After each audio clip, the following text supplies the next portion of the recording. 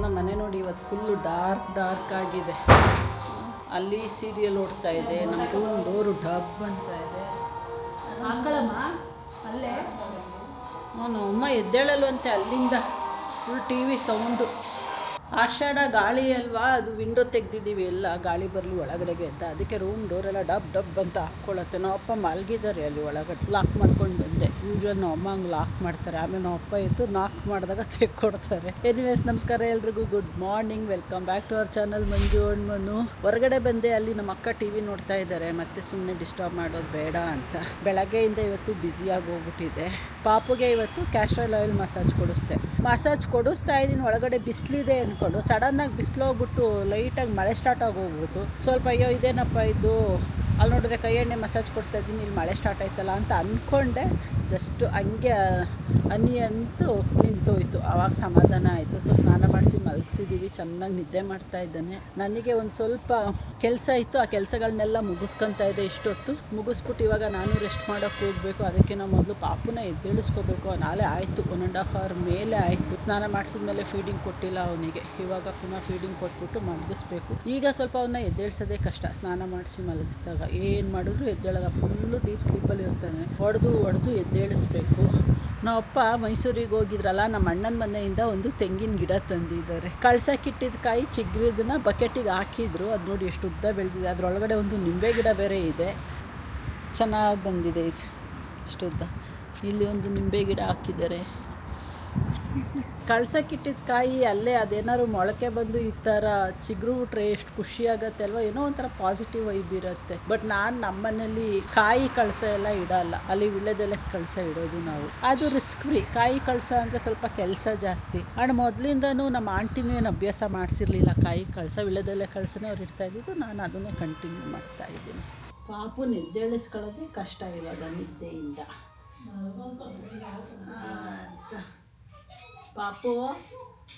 ಪಾಪುಳಿ ಅಮ್ಮುಡಿ ಅಮ್ಮು ಬಂಗಡಿ. ಎಷ್ಟು ಗಂಟೆಗಮ್ಮ ಮಲಗಿಸಿದವನ್ನ ನಾನು? 3 hours ಆಗೈತೆ. ಟೈಮ್ ನೋಡ್ತೀನಿ ತಡೀರಿ. 12 ಗಂಟೆಲಂತೆ ನಾನು ಮಲಗಿಸಿದವನ್ನ. ನನಗೂ ಮರ್ತೋಗುತ್ತೆ, ಯಾಕೆಂದರೆ ಟೈಮೇ ನೋಡಲ್ಲ, ಮೊಬೈಲ್ ಹತ್ರನೇ ಇಟ್ಕೊಳ್ಳಲ್ಲ. ನಾವು ತಿಂಡಿ ಇಲ್ಲ, ಅವ್ನು ತಿಂಡಿ ತಿನ್ನುವಾಗ ನಮ್ಮನೆ ಗಡಿಯಾರ ಕೆಟ್ಟೋಗ್ಬಿಟ್ಟಿದೆ, ವಾಲ್ ಕ್ಲಾಕು. ಸೊ ಅದು ಹೊಸ ವಾಲ್ ಕ್ಲಾಕ್ ತಂದು ಹಾಕಿಲ್ಲ. ಟೈಮೇ ಗೊತ್ತಾಗಲ್ಲ, ಮೊಬೈಲಲ್ಲೇ ನೋಡ್ಕೋಬೇಕು. ಆ ಮೊಬೈಲ್ ಅದು ಎಲ್ಲೆಲ್ಲಿ ಬಿಸಾಕಿರ್ತೀನೋ ನಾನು ಗೊತ್ತೇ ಇರಲ್ಲ ನನಗೆ. 11:30 ನಾನು ಅವನ್ನ ಮಲಗಿಸಿರೋದು. ಯಾಕೆಂದರೆ ನಾನು ಅವ್ನು ಮಲಗಿಸಿ ಹೋದಾಗ ಒಂದು ಫೋನ್ ಕಾಲ್ ಬಂತು. ಅದಕ್ಕೆ ಹೋಗಿ ನೋಡಿದೆ ಎಷ್ಟೊತ್ತಿಗೆ ಬಂದಿದೆ ಆ ಫೋನ್ ಕಾಲ್ ಅಂತ. 11:30 ಟೈಮ್ ಆಗಿದೆ. ಇವಾಗ 1:10, 2 hours, 20 minutes ಕಳೆದ್ರೆ ಏನು ಮಾಡಲಿ ಅಕ್ಕಯ್ಯ? ಅಮ್ಮ ನಿದ್ದೆ ಭಂಗ ಮಾಡ್ತೀಯಾ ಅಂತ ಅವ್ರೆ. ಅವನು ಸರಿಯಾಗಿ ಫೀಡಿಂಗ್ ತಗೊಂಡಿಲ್ಲ ಸ್ನಾನ ಆದಮೇಲೆ. ನನಗೆ ಗಂಟ್ಲು ಡ್ರೈ ಆಗಿಬಿಟ್ರೆ ಒಂದು ಅಂತ ನನ್ನ ಟೆನ್ಷನ್. ಬಿಟ್ಟರೆ ಅವ್ನು ಸಂಜೆ ತನಕನೂ ಹಿಂಗೇ ಮಲಗಿರ್ತಾನೆ, ಕೊಯ್ ಅಂದಂಗೆ. ಪಾಪು ಸ್ನಾನ ಮಾಡಿಸಿ ಹಿಂಗೆ ನೀಟಾಗಿ ಟೈಟಾಗಿ ಸ್ವ್ಯಾಡಲ್ ಮಾಡಿ ಮಲಗಿಸ್ಬಿಟ್ರಂತೂ ಒಳ್ಳೆ ನಿದ್ದೆ ಮಾಡ್ತಾರೆ ಮಕ್ಕಳು. ಬೆಚ್ಚಗೆ ಆಗ್ತಾ ಇರತ್ತಲ್ವಾ, ಎತ್ಕೊಬಿಟ್ಟಿದ್ದೀನಂತೆ, ನಿದ್ದೆಗೆ ಡಿಸ್ಟರ್ಬ್ ಆಗ್ತಾ ಇದೆಯಂತೆ. ಹೋಗಿ ಬೇಗ ಮಲಗಿಸೋಣ, ನಿದ್ದೆಗೆ ಡಿಸ್ಟರ್ಬ್ ಮಾಡೋದು ಬೇಡ. ನಡಿಯಮ್ಮ, ಓಣ ನಡಿಯಮ್ಮ. ಮಟ್ಟ ಮಧ್ಯಾಹ್ನ ನಮ್ಮ ಮನೆ ನೋಡಿ ಎಷ್ಟು ಕಾಮಾಗಿದೆ. ಆದರೆ ಅಲ್ಲಿ ಮಾತ್ರ ಮೊಬೈಲ್ ಸೌಂಡು ಕರೆಕ್ಟಾಗಿ ನಮ್ಮ ರೂಮ್ ಡೋರಲ್ಲಿ ಕುತ್ಕೊಂಡು ಓಡ್ತಾ ಇದೆ. ಅಲ್ಲಿ ಪಾಪು ಮಲಗಿದ್ದಾನೆ. ನಿಮಗೆ ಹೇಳ್ತಾ ಇರೋದು ಅರ್ಥ ಆಗೋಯ್ತು ನನ್ನ ಡ್ಯಾಡಿಗೆ. ಪಾಪ ಚೆನ್ನಾಗಿ ನಿದ್ದೆ ಮಾಡ್ತಾವ್ರೆ. ಕರೆಕ್ಟಾಗಿ ಹೋಗಿ ಡೋರಲ್ಲಿ ಕುತ್ಕೊಂಡು ಜೋರಾಗಿ ಸೌಂಡ್ ಕೊಟ್ಕೊಂಡು ಅಯ್ಯೋ ಅನ್ನಿಸ್ತಾವ್ರೆ. ಅಮ್ಮನ ಟೆನ್ಷನ್ನು. ನಾನು ಬೇಗ ಊಟ ಮಾಡಬೇಕು, ಬಿಸಿ ಅಂತ. ನೋಡಿ ಬಿಸಿ ನೀರು ಚೆನ್ನಾಗಿ ಕಾಯಿಸ್ಬಿಟ್ಟು ಕುಡಿಯೋಕ್ಕೆ ಹೆಂಗೆ ಆರಕ್ಕೆ ಹಾಕವ್ರೆ. ಇದು ಕುಡಿಯೋಕ್ಕೆ ನೀರು ತಣ್ಣಗೆ ಮಾಡ್ತಾ ಇರೋದು. ಏನ್ರುತ್ತೆ? ಏನು ಇಲ್ಲಪ್ಪ, ನಾವು ಮಾತಾಡಬೇಡ ಅಂತ. ಯಾರು ಮಾತಾಡಬಾರ್ದಂತ? ಏಕೆ? ಹಂಗ ಹೇಳಿ, ಅದೇನು ಹೇಳ್ತಾ ಇದ್ದಲ್ಲ. ಏನಿಲ್ಲ, ಈಗ ಊಟ ಮಾಡ್ತಾ ಇದ್ದೆ, ಬಾಣ್ ತಿಂದೆ. ಅಮ್ಮ ನನ್ನ ಉಪ್ಪುಕತ್ತಿತ್ತಲ್ಲ, ತಿಂಡಿ ತಿಂದಿದೆ ಲೇಟಲ್ಲ. ಇವತ್ತು 12 ಗಂಟೆ ಬಾಣ್ತಿ ಅಂದ್ಬಿಟ್ಟು ತಿಂಡಿ ತಿಂದಿಂದೇನು ಊಟ ಮಾಡೋಕ್ಕಾಗತ್ತಾ? ಇವತ್ತು ಸ್ವಲ್ಪ ಲೇಟ್ ಆಯಿತು ತಿಂಡಿ ತಿಂದಿದ್ದು. ಹಾಗಾಗಿ ಯಾಕೆ ಗಸಗಸೆ ಹಾಲು ಎಲ್ಲ ಕುಡಿತೀನಲ್ವಾ, ಹಿಂದಿಂದೇನೆ ಆಗಲ್ಲ. ಅದಕ್ಕೆ ಲೇಟ್ ಆಗ್ತಿದೆ. ಇವತ್ತು ಮಟನ್ ಸಾಂಬಾರಲ್ಲಿ ಇಡ್ಲಿ ತಿಂದಿದ್ದು ಸಖತ್ತಾಗಿತ್ತು ಬ್ರೇಕ್ಫಾಸ್ಟು ಅಂದ್ಬಿಟ್ಟು ಜಾಸ್ತಿ ತಿಂದ್ಬಿಟ್ಟಿದ್ದೆ ನಾನು. Thank you mummy. ಕತ್ಲಲ್ಲೇ ನಿಂತ್ಕೊಂಡು ಮಾತಾಡ್ತಾ ಇದ್ದೆ, ಅಷ್ಟು ದೂರ ಹೋಗಿ. ಹಾಂ, ಹೇಳ್ಬಾರ್ದಾ? ಥ್ಯಾಂಕ್ಸ್ ಹೇಳ್ಬಾರ್ದು ನಾವು. ಏನೇ ಹೋಗೋಣ, ಊಟ ಮಾಡೋಣ, ಊಟ ಮಾಡಿ ರೆಸ್ಟ್ ಮಾಡಬೇಕು. ನಿದ್ದೆನೇ ಸಾಕಾಗ್ತಾ ಇಲ್ಲ. ಎಲ್ಲರೂ ಕೂತ್ಕೊಂಡು ನಾಡಿದ್ದು ಏಕಾದಶಿ ಹಬ್ಬ ಇದೆ ಅಲ್ವಾ, ಒಂದೊಂದು ಕಡೆ ಒಂದೊಂದು ಥರ ಆಚರಿಸ್ತಾರೆ ಅದನ್ನು. ಸೊ ಅದನ್ನು ಡಿಸ್ಕಸ್ ಮಾಡ್ತಾವ್ರೆ. ನಮ್ಮ ಕಡೆ ಹಿಂಗೆ ಮಾಡ್ತಾರೆ, ನಮ್ಮ ತವ್ರ ಮನೆ ಕಡೆ ಹಿಂಗೆ, ಗಂಡನ ಮನೆ ಕಡೆ ಹಿಂಗೆ ಅಂತ ಎಲ್ಲ. ನಮ್ಮ ಅತ್ತೆ, ನಮ್ಮಮ್ಮ ಎಲ್ಲ. ಆಮೇಲೆ ಇದು ನಮ್ಮ ಕಡೆ ಏಕಾದಶಿ ಹಬ್ಬ ಮಾಡೋದು ಯೂಶ್ವಲಿ ಈ ಸಣ್ಣ ಮಕ್ಕಳು ಸತ್ತೋಗಿರ್ತಾರಲ್ವ ಅವ್ರುಗಳಿಗೆ ಅಂತ ಇದನ್ನು ಮಾಡೋದು. ಹಂಗಾಗಿ ಇದು ಮಾರ್ಲಾಮಿ ಹಬ್ಬ ಅಂತ ಮಾಡ್ತೀವಿ, ಪಕ್ಷ, ಪಿತೃಪಕ್ಷ. ಸೊ ಅದಕ್ಕೆ ನಮ್ಮ ಅತ್ತೆ ಹೇಳ್ತಾವ್ರೆ, ಅವ್ರ ಕಡೆ ಇದು ಏಕಾದಶಿ ಹಬ್ಬ ಎಲ್ಲ ಏನು ಮಾಡಲ್ಲ, ಜಸ್ಟ್ ನಾವು ಪೂಜೆ ಮಾಡ್ತೀವಿ ಮನೇಲಿ ಅಷ್ಟೇ, ನಾವು ಮಾರ್ಲಾಮಿ ಹಬ್ಬ ಮಾಡ್ತೀವಲ್ಲ ಅಂತ ಹೇಳ್ತಾ ಇದ್ರು. ಅದನ್ನೇ ಕೂತ್ಕೊಂಡು ಡಿಸ್ಕಸ್ ಮಾಡ್ತಾಯಿದ್ರು. ಕೆಲವು ಕಡೆ ನಾನ್ ವೆಜ್ ಮಾಡ್ತಾರೆ, ಕೆಲವು ಕಡೆ ಸ್ವೀಟ್ ಅಡುಗೆಗಳು ಮಾಡ್ತಾರೆ. ಸ್ವೀಟ್ ಅಡುಗೆಗಳು ಮಾಡೋರ ಮನೇಲಿ ಸ್ವೀಟ್ ಇಷ್ಟಪಡೋರಿಗೆ ಭಾಳ ವೆರೈಟಿ ಸ್ವೀಟ್ಸ್ಗಳು ಸಿಗುತ್ತೆ. ಬಟ್ ಅದು ತುಂಬ ಕಷ್ಟ. 2 ವೀಕ್ಸಿಂದನೇ ಪ್ರಿಪ್ರೇಷನ್ಗಳು ನಡೀತಾ ಇರುತ್ತೆ. ಅದೇ ಖಾರದ ಅಡುಗೆಯವ್ರದಾದ್ರೆ ಒಂದು ದಿನದ ಕೆಲಸ ಅಂತ ಅದನ್ನೇ ಕೂತ್ಕೊಂಡು ಮಾತಾಡ್ತಾ ಇದ್ವಿ. ಅಷ್ಟೊತ್ತಿಗೆ ಪಾಪು ಎದ್ದ, ಕೊಸ ಕೊಸ ಕೊಸ ಅಂತ ಚೆನ್ನಾಗಿ ಮಲ್ಕೊಂಡು ನಿದ್ದೆ ಹೊಡಿತಾ ಇತ್ತು. ಕರ್ಕೊಂಡು ಇವಾಗ ಅವನಿಗೆ ಕ್ರೀಮ್ ಗೀಮ್ ಎಲ್ಲ ಹಚ್ಚಿ ರೆಡಿ ಮಾಡಬೇಕು. ಪಾಪ ಎದ್ದ ಸಾಕು, ನಿದ್ದೆ ಹೊಡೆದಿದ್ದು 4 ಗಂಟೆ ಆಯಿತು. ಸಾಹೇಬಾ ಅಲ್ಲೇ ಒದ್ದಾಡ್ತಾವನೆ ನೋಡಿ.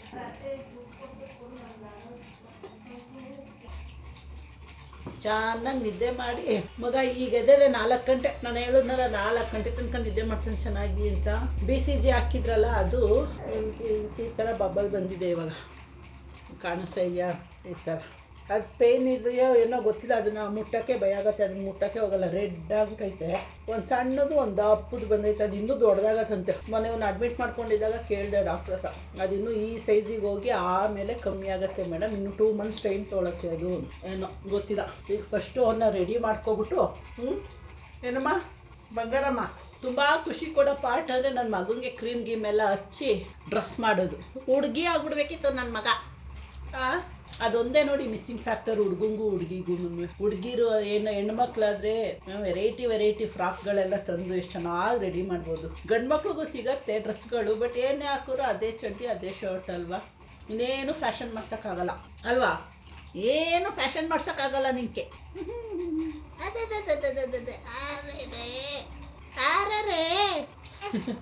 ಮೈ ಮುರಿತಾವನೆ. ಸೊ ಇವಾಗ ಇವನಿಗೆ ನಾನು ಯೂಸ್ ಮಾಡ್ತಾ ಇರೋದು ಸೆಬಾಮೆಡ್ಡು ತರಿಸಿದ್ನಲ್ಲ, ಇದು ಚೆನ್ನಾಗಿ ಅಡ್ಜಸ್ಟ್ ಆಗಿದೆ ಅವನಿಗೆ. ಅದು ಹಿಮಾಲಯನೂ ಅಡ್ಜಸ್ಟ್ ಆಗಿತ್ತು, ಇದು ಅಡ್ಜಸ್ಟ್ ಆಗಿದೆ. ನನಗೇನು ಅಂತ ಏನು ಮೇಜರ್ ಡಿಫ್ರೆನ್ಸ್ ಅಂತ ಏನು ಅನ್ನಿಸ್ತಾ ಇಲ್ಲ. ಡಿಫ್ರೆನ್ಸ್ ಅನ್ನಿಸ್ತಾ ಇರೋದು ನನಗೆ ಕಾಸ್ಮೆಟಿಕಲಿ. ಇದು ಫ್ರಾಗ್ರೆನ್ಸ್ ಇಲ್ಲ, ಅದು ಫ್ರಾಗ್ರೆನ್ಸ್ ಐತೆ, ಅದು ಘಮ ಘಮ ಅನ್ನತ್ತೆ. ಇದೇನು ಫ್ರಾಗ್ರೆನ್ಸ್ ಇಲ್ಲ ಇದು ಅಷ್ಟೇ. ಬಟ್ ಸೋಫಾರ್ ಅವನಿಗೆ ಕೊಟ್ಟಿರೋ ಎಫೆಕ್ಟಲ್ಲಿ ಅದೂ ಚೆನ್ನಾಗಿ ಅನಿಸಿತು, ಇದೂ ಚೆನ್ನಾಗಿ ಅನಿಸ್ತಾ ಇದೆ. ಸೊ ಹಂಗಾಗಿ ಮುಂದೆ ಯಾವುದನ್ನು ಬೇಕಾದ್ರೂ ಯೂಸ್ ಮಾಡ್ಬೋದು ಇವನಿಗೆ ಈ 2ರಲ್ಲಿ ಅನ್ನೋದು ಅರ್ಥ ಆಯಿತು ಅಷ್ಟೇ. ಇನ್ನು ಬೇರೆ ಯಾವ ಬ್ರ್ಯಾಂಡ್ಸು ಟ್ರೈ ಮಾಡಿದ್ರೆ ಒಂದೊಂದು ಸ್ವಲ್ಪ ದೊಡ್ಡವನಾದ್ಮೇಲೆ ಸೆಟ್ ಆಫ್ ಇದ್ಗೆ ಸ್ವಿಚ್ ಆದರೆ ಆಗ್ಬೋದೇನೋ ಅಷ್ಟೇ. ಮತ್ತು ರೆಡಿ ಮಾಡಿಬಿಡೋಣ ಬೇಗ ಪಾಪ.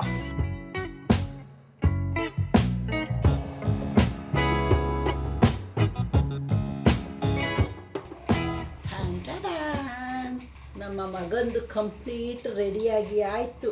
ಸಾಹೇಬ್ರದ್ದು are you ready for a trip ನಾವು? Come let's go. ಈಗ ಒಂದು ರೌಂಡು ಟ್ರಿಪ್ ಹೊಡ್ಸ್ಕೊಂಡು ಬರ್ತೀವಿ ಅವರಿಗೆ ಹೊರಗಡೆಗೆ. ಎಷ್ಟು ಪ್ಲೇಸಸ್ ವಿಸಿಟ್ ಮಾಡ್ತಾರೆ ಗೊತ್ತಾ ಇವಾಗ. ಹಾಲಿಗೆ ಹೋಗ್ತಾರೆ, ಪಕ್ಕದ ರೂಮಿಗೆ ಹೋಗ್ತಾರೆ, ಅವ್ರ ತಾತನ ಹತ್ರಕ್ಕೆ ಹೋಗ್ತಾರೆ. ಏನು ಮನೆ ಅವ್ರ ತಾತ ಹತ್ರ ಹೋಗ್ತಾರೆ, ಅಮ್ಮಮ್ಮ ಹತ್ರ ಹೋಗ್ತಾರೆ. ಈಗ ಎಷ್ಟು ಜನ ನೋಡ್ಕೊಂಡು ಅದು ಇವಾಗ ಅವ್ರದ್ದು ತಾತಂದು ಕಾನ್ವರ್ಸೇಷನ್ ಹೋಗ್ತಾ ಇರತ್ತೆ, ನಾವು ಹೋಗಿ ಬರುವ. ಇವಾಗ ಜಸ್ಟ್ ಹಂಗೆ ಕುತ್ಕೊಂಡು ಕಮೆಂಟ್ಸ್ ನೋಡ್ತಾ ಇದೆ. ಒಂದು ಕಮೆಂಟ್ ಬಂದಿದೆ, ಪ್ರಿಯಾ ರಾಜ್ ಅನ್ನೋರು, which oil you are using for baby massage and how is Sebamed products ಅಂತ. ಸೆಬಾಮೆಡ್ ಬಗ್ಗೆ ನಾನು ಈ ಕಮೆಂಟ್ ಓದೇ ಇರಲ್ಲ, ಜಸ್ಟ್ ಅವ್ನು ರೆಡಿ ಮಾಡ್ಬೇಕಂದ್ರೆ ಹೇಳಿದೆ. ಚೆನ್ನಾಗಿದೆ ಸೆಬಾಮೆಡ್, ಅವನಿಗೆ ಚೆನ್ನಾಗಿ ಅಡ್ಜಸ್ಟ್ ಆಗಿದೆ, ಚೆನ್ನಾಗಿದೆ. ಸೋಫಾರ್ ನನಗೆ ಖುಷಿನೇ ಇದೆ. ಹಿಮಾಲಯ ಪ್ರಾಡಕ್ಟ್ಸ್ ಜೊತೆನೂ ಖುಷಿ ಇತ್ತು. ಸೊ ಅದನ್ನೇ ನಾನು ಅವಾಗಲೇ ಹೇಳಿದ್ದು. ಇನ್ನು ವಿಚ್ ಆಯಿಲ್ ಅಂತ ಅಂದರೆ ನಾನು ಅವನಿಗೆ 3 ಥರ ಆಯಿಲ್ ಯೂಸ್ ಮಾಡ್ತೀನಿ. ಒಂದು ಕೈ ಎಣ್ಣೆ, ಕ್ಯಾಸ್ಟ್ರ್ ಆಯಿಲು, ಕೋಕೋನಟ್ ಆಯಿಲ್ ಅಂತಂದರೆ ಅಂಗಡಿದೆಲ್ಲ ತರಲ್ಲ, ನಾವೇನೇ ಮನೆಯಿಂದ ಕೊಬ್ಬರಿ ತಗೊಂಡೋಗಿ ಬಿಡಿಸ್ಕೊಂಡು ಬರ್ತೀವಿ ಅವನಿಗೆ. ಸೊ ಅದು ಬಿಟ್ಟರೆ ಇನ್ನು baby oil, Himalaya baby olive oil, ಅದು ಆಲಿವ್ ಆಯಿಲ್ ಅಂತ ಬರೆದಿದ್ದಾರೆ. ನಾನೇನು ಆಲಿವ್ ಆಯಿಲ್ ಅಂತ ಅದನ್ನೇನು ತಗೊಂಡಿಲ್ಲ. ಹಿಮಾಲಯ ಬೇಬಿ ಆಯಿಲು ಅದನ್ನು ಯೂಸ್ ಮಾಡ್ತೀನಿ. ಮೈ ಸ್ನಾನ ದಿನ ಅವನಿಗೆ ಬೇಬಿ ಆಯಿಲ್ ಹಚ್ತೀವಿ. ತಲೆ ಸ್ನಾನ ದಿನ ಏನಾದ್ರು ಬಿಸಿಲು ಚೆನ್ನಾಗಿತ್ತು ಅಂದರೆ complete body castor oil oil massage ಕೊಡ್ತೀವಿ.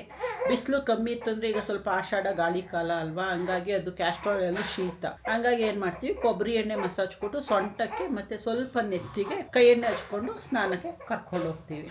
3 ಥರ ಎಣ್ಣೆ. ಇದೆಲ್ಲ ಇದು ಆಷಾಢ ಗಾಳಿ ಕಾಲ ಎಲ್ಲ ಮುಗಿದು ಚೆನ್ನಾಗಿ ಬಿಸಿಲು ಸ್ಟಾರ್ಟ್ ಆದರೆ ಅವನಿಗೆ ಬೇಬಿ ಆಯಿಲ್ ಸ್ಟಾಪ್ ಮಾಡ್ತೀನಿ. ಮಾಡಿಬಿಟ್ಟು ತಲೆ ಸ್ನಾನ ದಿನ ಕೈ ಎಣ್ಣೆ ಸ್ನಾನ, ಮೈ ಸ್ನಾನ ದಿನ ಕೊಬ್ಬರಿ ಎಣ್ಣೆ ಸ್ನಾನ ಕೊಡೋದು ಅಂತ ಪ್ಲ್ಯಾನಿಂಗಲ್ಲಿ ಇದ್ದೀನಿ. ಅದು ನೋಡೋಣ ಹೆಂಗೆ ಚೇಂಜಸ್ ಆಗುತ್ತೆ ಅಂತ. ಸದ್ಯಕ್ಕೆ ಈ 3 ಆಯಿಲು ನಾನು ಅವನಿಗೆ ಯೂಸ್ ಮಾಡ್ತಾ ಇರೋದು. ಸಾಹೇಬ್ರಿಗೆ ಈಗ ನಾವು ಟಮ್ಮಿ ಟೈಮ್ ಕೊಡಬೇಕು. ಟಮ್ಮಿ ಟೈಮ್ ಕೊಟ್ಬಿಟ್ಟು ಅವ್ರನ್ನ ಆಟ ಆಡೋದಕ್ಕೆ ಕರ್ಕೊಂಡು ಹೋಗ್ಬೇಕು. ಇವಾಗ ಪಾಪುನ ಇವಾಗ ಜಸ್ಟ್ ಮಲಗಿಸಿದಾಯಿತು.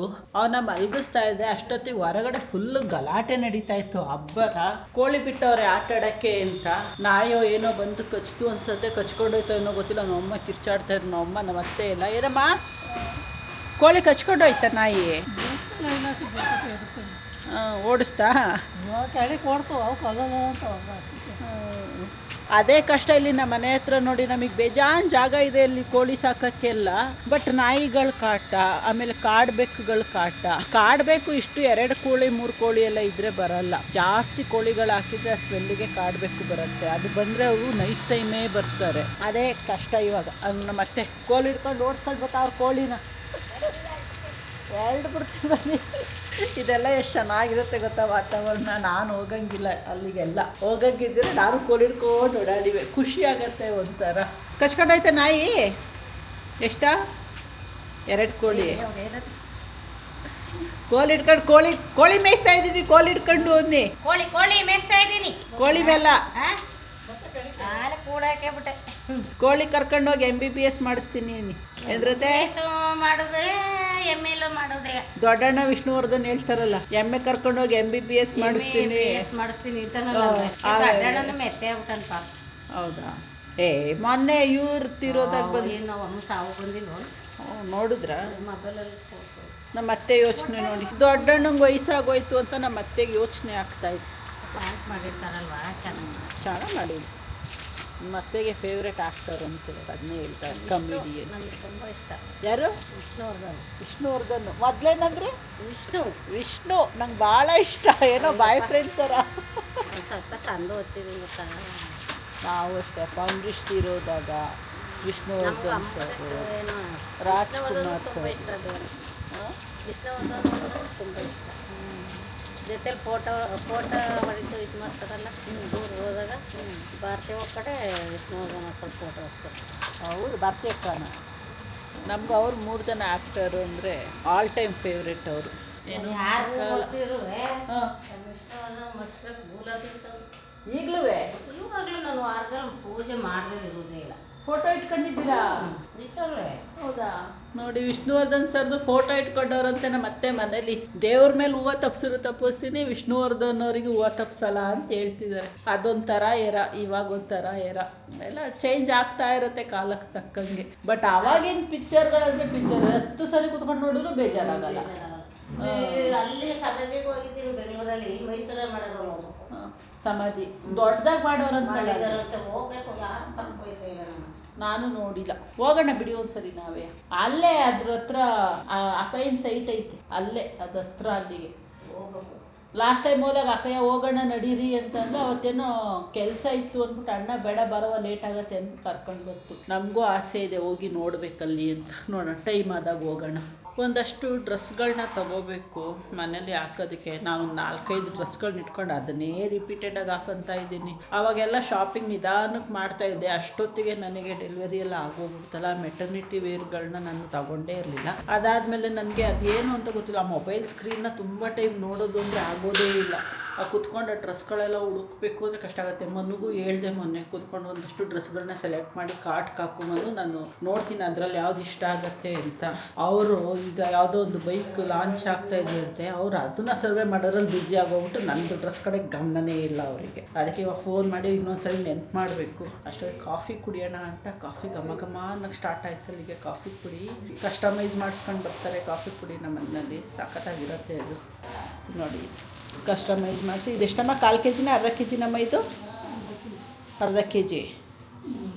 ಇದು ಫಿಲ್ಟರ್ ಕಾಫಿ ಪೌಡರ್ ಆ್ಯಕ್ಚುಲಾಗಿ, ಬಟ್ ನಾವು ನಾರ್ಮಲಾಗೇ ಪ್ರಿಪೇರ್ ಮಾಡ್ತೀವಿ ಕಾಫಿನ. ಇದು ಫಿಲ್ಟರ್ ಕಾಫಿ ಪೌಡರ್ ತಂದು ಇದನ್ನು ನಮಗೆ ಚಿಕ್ಕೋರಿ ಎಷ್ಟು ಬೇಕು, ಕಾಫಿ ಎಷ್ಟು ಬೇಕು ಅಂತ ಪ್ರಪೋರ್ಷನೇಟ್ ಹೇಳಿ ಮಾಡಿಸ್ಕೊಂಡು ಬರೋದು. ಚೆನ್ನಾಗಿರುತ್ತೆ ಟೇಸ್ಟ್.